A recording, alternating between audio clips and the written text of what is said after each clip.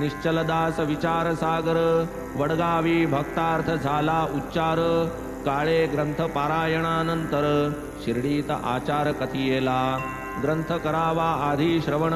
त्याचेच मग करावे मनन होता पारायणावर्तन निदिध्यासन होतसे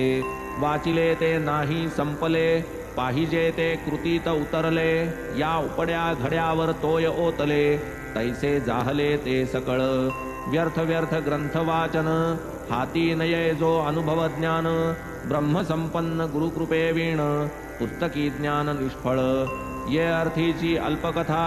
दावील भक्तीची यथार्थता पुरुषार्थाची अत्यावश्यकता श्रोता निजस्वार्था परिसिजे एकदा एक पुण्यपट्टण कर नामे अनंतराव पाटण कर साई दर्शनी उपजला आदर आले सत्वर शिर्डीस वेदांत श्रवण जाहला सकळ सटीक उपनिषदे वाचिली समूळ परी तन्मानस अक्षयी चंचळ राहीना तळमळ तयांची घेता साई समर्थांचे दर्शन निवाले पाटणकरांचे नयन करुनी पायांचे अभिवंदन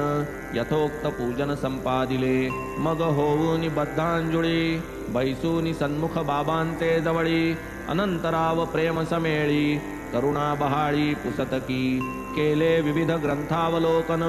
वेद वेदांग उपनिषदाध्ययन केले सच्छास्त्र पुराण श्रवण परी हे निर्विण्ण मन कैसे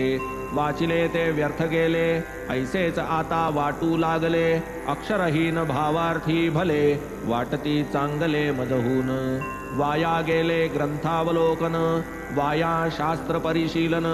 व्यर्थ हे सकळ पुस्तकी ज्ञान अस्वस्थ मन हे जोवरी